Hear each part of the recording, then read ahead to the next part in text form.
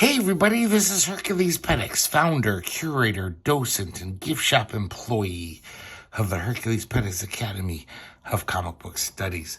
Today, or I should say tonight, we're going to be looking at Two Fools by Ted Richards and Willy Murphy, plus some other people. But for the most part, it's Ted Richards and Willy Murphy. I should admit right before we start, because you'll probably tell from my slurring, I'm very drunk tonight. I don't know what happened. I didn't drink any more than normal, but it's just the booze hit me really hard. I'm very dopey right now. But I figured this comic is very dopey. Two Fools is about two idiots, two fools. And this isn't brain surgery. This isn't rocket science. It's so I figured, yeah, I can do this. I hope I do it justice. It's not my favorite. I've talked about Two Fools many times.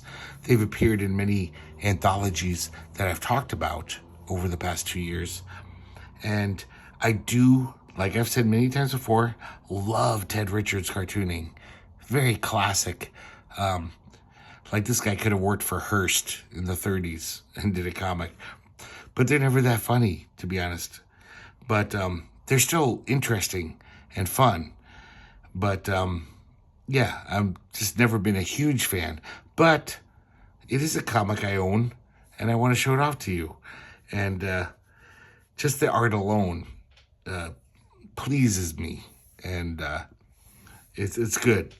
So, cover here, it says Ted Richards, though Grand Comic Database says that Willy Murphy inked this. I don't know which is right. But here are the Two Fools. And they get into all kinds of foolish hijinks. So this inside front cover, Two Fools travel on the astral plane. Now this is the kind of stuff that, like I've talked about before, with undergrounds, even the ones I'm not thrilled by. They're just so odd and weird and of their time. That this is why I love collecting undergrounds. This is probably the main focus of my comic collecting the past 5 years. So we see the Two Fools and a bunch of other people at some kind of seminar, like some kind of whatever they called it, astral projection seminar. There's a guru. Their spirits float up into the astral plane. And it's actually a plane. And for some reason, this is why it gets weird. They all go to hell. I don't think I've never heard of astral projection being like, oh yeah, and your soul will go to hell. But they do. And their astral selves are captured by the devils in hell and basically fed, cooked up and fed to, I assume this is Lucifer or Satan, the head honcho. And he's eating them. But then the last ones he eats apparently are the Two Fools. And he pukes them out because the Two Fools are so foul, I guess. Even Satan can't stand them. And so their souls are basically puked back to earth. And they're just like, oh, what the hell happened? No one else comes back. That's what's weird about this. Like, even the guru, who's supposed to know how to travel through the astral plane, I guess they all got eaten by Satan. Very odd. I should mention this from 1976. It says there was 2 printings. So I think this is the second printing from 1977, which kind of baffles me. People like the Two Fools enough. There's a lot of great undergrounds that never got a second printing. So now we have 2001 Fools Journey to Planet Y. So this is by Ted Richards and J. Michael Leonard, who have very compatible styles. So it makes sense. So we see this rocket ship getting ready on the launch pad. It shoots out into space, and we see the Two Fools. Everything looks very orderly.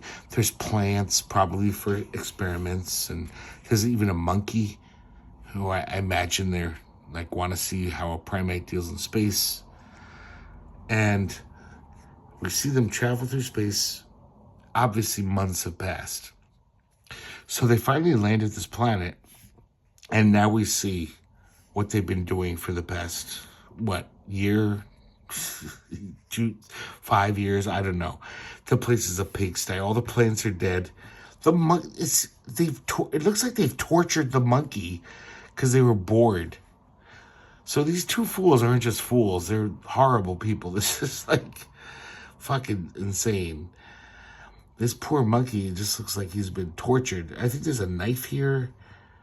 But I gotta say, guys, love this cartooning. It's so perfect for humorous, funny comics. And so they land on this planet. They find a little alien creature. Of course, because these guys are assholes, they instantly threaten it and start poking it with their sticks. He kind of spits up at them. I guess that's his defense mechanism. And it's, nothing to shout about. So they just start beating this poor little creature. And then the mama creature shows up.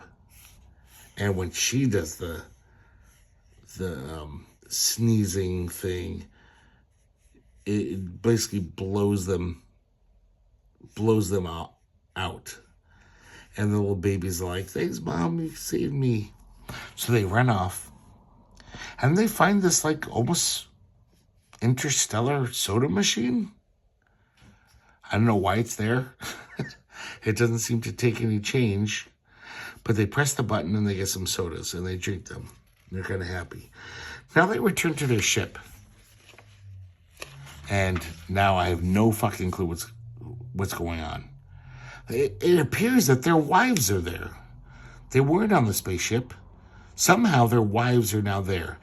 And even though these guys have been living in bachelor hell, letting their spaceship go to shit, these wives seem to be like, oh, look, we've made this lovely dinner for you, and a nice table with a tablecloth, and we have wine. And they seem to have a lovely dinner. But then the wives say, okay, guys. It's all silent. So they're like, hey, there's the dishes. We cooked the meal. Cook the dishes. And these assholes just flip them off and say, fuck you. So the wives get all sad. And they pack their bags. And they get in the spaceship to leave. The two fools just watch them. And the last panel is just them stuck on the planet. So I don't get this at all. I know they pissed off their wives, but once they saw them going in the spaceship, you think they'd be like, wait, okay, we have to go back with you. This is our only way back to Earth. So once again, two fools. Very silly. Very hard to discern. Oh, I'm sorry, guys. There's more to this story. I forgot. But even that part, it's true. I don't understand why they don't get on the spaceship with them. So, this is where it gets really weird. They're sitting there, and all of a sudden, it's almost like they transmute to pure energy. I don't know why. They become these globules of energy, and they float off into space. And somehow, they make it back to Earth. Here they are. And Earth looks kind of seedy. And they get a big ticker tape parade because they're the, two heroic astronauts. And then I guess the government sets them up in a nice apartment. They're like, okay, guys, you're heroes. Here you go. And they're all happy. And then the doorbell rings and the wives show up. Just so dumb. It's not even funny. Okay, the wives show up. And I guess that's supposed to be the humor, the joke. Now here's Two Fools in a Cave, or The Origins of Art. This is by Ted Richards and Justin Green.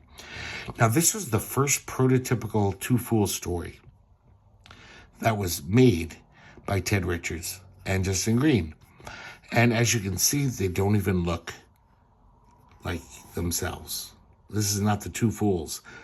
It was just the concept of let's have these two idiots any time in history, we can make a funny story about them. So all the cavemen are out in the hunt. These two guys just want to goof around, the two fools, a bunch of chuckleheads. And the chieftain says, "No laugh on hunt. Go back to cave." When they get there, all the women of the tribe and the children, they're like, "Don't sit with us. You've shamed yourself." And these guys don't care. And they're just still goofing off in the cave. And they're making shadow puppets. And they're all cracking up. And then the chieftain comes back. And the women are all like, "Get them. These guys have been dicking around in there for 5 hours." And the chieftain goes in, sees them dicking around, and he smashes them with his club. And, they were doing this figure earlier. It's like almost like centaur. And so that's what's, their blood is up against the wall, which is almost like one of those famous cave paintings from France. So that's the origin of art. Now we have Two Fools Discover Pizza. Now this we have already looked at in comics book, the Kitchen Sink Marvel Underground comic. They collaborated. And this is now Willy Murphy's drawing it. And Willy Murphy, co-draws the bulk of the comics in this, the Two Fools strips. This one still don't understand. We see these two gladiators, the two fools. And I guess this one gladiator comes out and throws them in a net. Like outside of the Colosseum.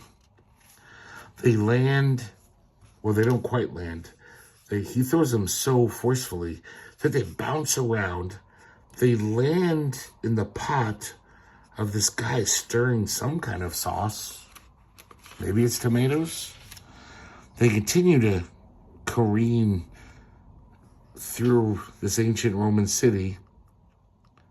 We see Nero here, fiddling. And they land, I guess, on a giant bit of pastry. Nero takes a taste. And then the next panel, the two fools are selling pizza at the Colosseum. And it looks like they're doing gangbusters.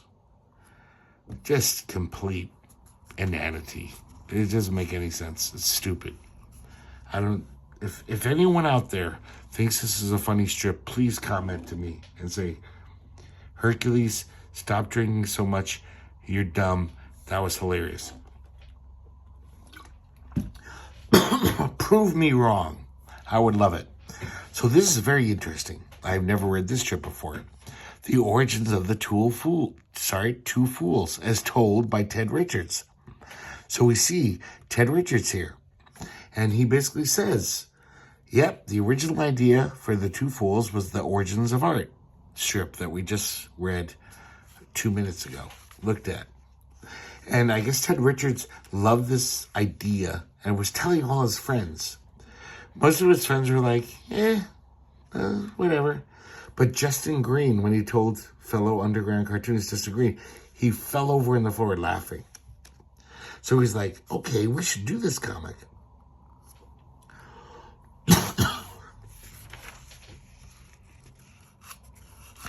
And Justin Green mentions how Dennis Kitchen is starting this new comics magazine called Comics Book and Marvel. We could make $100 a page if we do this. Let's just make this comic. Comics Book was known for paying way more than any underground. So basically they do the strip, and I guess at the time Ted Richards' wife was estranged from him. She kind of left him, but she'd always visit Justin Green's partner, and so he planned it so they could oh yeah, she's gonna be there that night. Maybe I'll win her back. And it doesn't work. And then Willy Murphy saw the strip, and that's when their collaboration began. And that's also when thanks to Willy Murphy's contribution, they started looking the way they do. The big bearded guy and the skinny guy. Apparently the big bearded guy was already a character that Willy Murphy would draw. Apparently his name was Fatso. Just a little random character from his strips. So it kind of took that character visually and then made the skinny character, and that's the origin of the Two Fools. They do this whole side story about how once they were traveling cross country and Willy wanted to go to this one restaurant.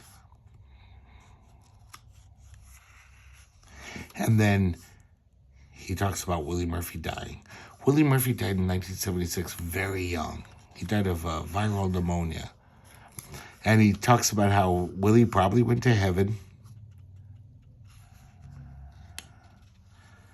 And then he talks about how he had a dream. He had a dream about Willy talking to in his bedroom. And that's the end. Very interesting little autobiography story. So now we have Two Fools in Fool's Gold.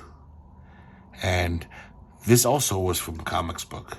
So I've already talked about this, so I'll give you a cursory thing about it. This is also inked by Willy Murphy. And I think co-drawn. I think this was a true collaboration. God, this artist is so perfect to me. I love this kind of cartooning. Bigfoot style. Like, this could have been some 30s syndicated comic strip. Some great strip. Unfortunately, the subject matter is never that funny. So we see these two prospectors. So now the two fools are in the Old West. They strike it rich. They see this, like, traveling... it's almost like a traveling saloon. And they run in there, and we see them quickly blowing most of their money, gambling and buying drinks. They start shooting up the place. They get too drunk, so they get kicked out. But pretty quickly, this one's a traveling bordello. And with the few pieces of gold they have left, they're like, oh, hey, slow down. We want to get in there. Once again, like I said, not that funny. It's just like, it's a story, I guess. Now we have the Two Fools in How the Mona Lisa Got Her Style. And Willy Murphy again, helping out Ted Richards. And we see Leonardo da Vinci. He's trying to paint the Mona Lisa. When she smiles, she looks like that. She's, it's kind of homely. So he's like, this isn't working out. Meanwhile, the Two Fools show up after Leonardo storms off. And they're like, we'll paint her. And Fatso here, he draws like a Picasso version of Mona Lisa. Somehow he predicted abstract expressionism 400 years before it existed, 300. And the skinny guy laughs and he's like, what the hell is that? So he tries to paint her. He does like a Walter Keane version with the big eyes. She has a tear. The fat guy doesn't like that either. And Mona Lisa shows up and she looks at it and she says, that's hilarious. So the skinny guy gets so mad, he kind of dumps a pail of paint on the Fatso's head and they start fighting. Leonardo comes back is like, get out of here, you fucking chuckleheads. And he attempts to draw Mona Lisa again. And this time it works because Mona Lisa, instead of having her big goony smile, she's just kind of remembering how funny it was. The Walter Keane-like painting. So that's once again, it's not that funny. Now we have Two Fools in the Battle of Chicken Pock Peak. And this is another original one. And once again, Willy Murphy and Ted Richards. Willy Murphy gets the first name for the first time. Maybe he drew the bulk of it. But this is during the Civil War. We see the North and South fighting. And then the fighting kind of ceases. The troops got to retreat. And then they look out and they see there's a chicken in the middle of no man's land. And both of the armies are like, oh, we haven't had good food in a while. We got to get that chicken. So the North sends out Fatso. The South sends out Weird Skinny Guy. And they both say, run out there and get that chicken. When they get out there, they start fighting over the chicken. And they rip it in half. Like a tug of war. Once again, guys, look at this. This is amazing, great, funny cartooning. This is great stuff. And hold on. There we go. And so they're like, oh, shit. Everyone's watching us. So this is kind of funny. They try to bandage the chicken back together. And then they realize that their generals are not happy with them. So they run off. They're just like, oh, shit. We're fucked. And then the last panel is them eating a can of beans over a fire. Far from the battle. The battle has commenced. We see pow, pow, boom. And they're just like, enough of this. Now we have Two Fools in Sense-Around. And I don't know if you guys remember or if you're old enough, Sense-Around was a movie thing, a little gimmick where the seats would shake. And it was like, I think it was made just for that movie Earthquake. So it was tricking the viewers into thinking like, oh my God, we're in an earthquake. I kind of wish I did it. I'd kind of like to experience that. It seems hard to believe that all these theaters did this. Changed their seats and put on all these mechanisms to make it shake. So the Two Fools go to the Sense-Around movie, some kind of disaster movie. And everyone in the audience is kind of excited. And as soon as it starts, we actually see like sediment falling from the ceiling. It really does seem like this is quite a Sense-Around. But everyone's just like, wow, this is just like a real earthquake. This is amazing. Giant pieces of the ceiling are falling on people's heads, but still people think, oh, wow, this is the Sense-Around. In the movie, we see like Godzilla shows up. It's a full-on disaster movie. And then eventually, the whole theater caves in on itself. It's not just the Sense-Around. And as the Two Fools leave, it looks like LA was really stricken by an earthquake. But they were unfazed. They're just talking about the movie nonchalantly. Next we have Menage a Trois. This was also from Comics Book. And this is once again Willy Murphy and Ted Richards. We see the Two Fools, typical humorous situation. They're on a desert island. Robinson Crusoe. All this stuff keeps washing up on the shore. They find a chest of clothes and they dress up. It looks like it's pretty nice there on the island. They get all kinds of shit. They have like a bounty of stuff. But this mannequin washes up on the island. And the skinny one dresses her up and puts a wig on her and basically has a date with her. He has a table with a tablecloth and candles and he's pouring wine for her. And then Fatso shows up and he kind of shames him into being like, dude, come on. This is a mannequin. You're pathetic. So the skinny guy walks off. But he really just did it because he wants to be on a date with the mannequin. That's how lonely they are. And he starts talking to her. And when the skinny guy comes back, he's like, motherfucker. Especially because Fatso, like, starts basically sexually assaulting the mannequin. And so the skinny guy's like, no, it's my turn. And then he starts getting in on it. And then finally, I guess they're both spent. And the poor mannequin is just laying there. And then they're just at the dinner table, having a nice time, and the poor mannequin is just sitting there next to him. Once again, Not very funny at all. And basically, I just love the cartooning. Next, we have Les Deux Fois. Or, sorry, I don't know French, guys. Les Deux Fous. And this has nothing to do with the Two Fools. This is just a little standalone strip. We see this guy. He's reading a book about biofeedback. He looks at his dog, almost like, ooh, maybe I can use my biofeedback. But it backfires. And instead of, making the dog do what he wants, he basically becomes a dog. He's on all fours. He follows the dog outside, his dog. And then the ASPCA finds him and nets them both.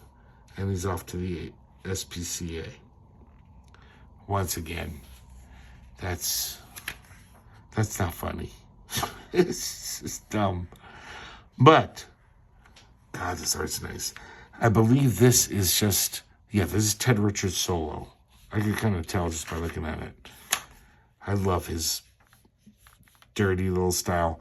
Kind of very Gilbert Shelton-y, but in a way even more tight.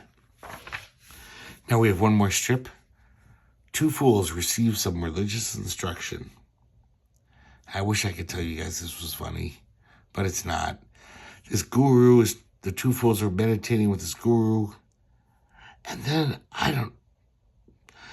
4 panels of them meditating with this guru, and then the guru spits up on them a lot, like a gallon of water, and then the guru smiles beatifically, and the two fools are annoyed.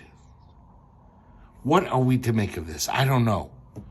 So, I know this seems crazy, guys, but I'm going to keep this comic, and I love looking at the art, but not one strip in this was even funny. But maybe there's a little humor. I like the two Civil War guys trying to tape the chicken back together. One panel where I kind of chuckled.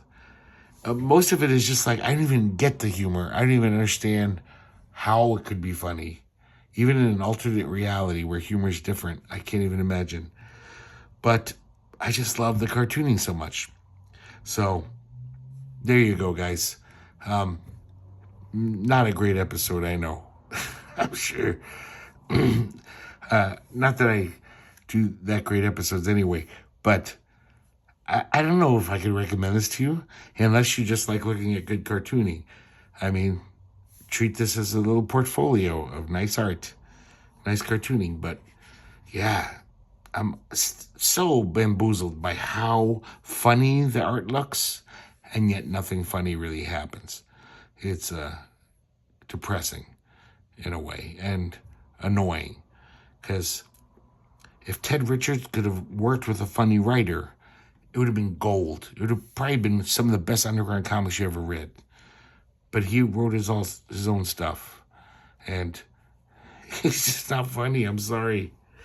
But, please comment if you differ. I would be so curious to see if any of you out there are like, oh, those are hilarious. I love those. They're funny as hell. Because, humor is very subjective. But as far as I can see, these aren't that funny. But like I said, every panel on this looks perfect to me. Beautiful, funny cartooning. Classic cartooning. And so, what the hell? I'm going to keep it until I die, or until I have to weed out everything that I don't love when I'm homeless, and I have one shopping cart for comics, and I'll have to be serious about weeding out stuff unless it's really, really good. So, thanks guys for watching. I hope it wasn't too annoying listening to me slur and be a drunk. But I think it was apropos for this comic. This comic doesn't deserve a clear-headed study or examination. Even drunk, I don't think it's that funny. I think if I was sober right now, I'd be angry. I'd be furious. But I'm drunk. I don't care. But seriously, though, Ted Richards, Willy Murphy, great cartoonists. Just not very funny. Okay, I'm rambling. I know it. I'm sorry. Thanks for watching. And I hope to see you next time here at the Herculespetix Academy of Comic Book Studies.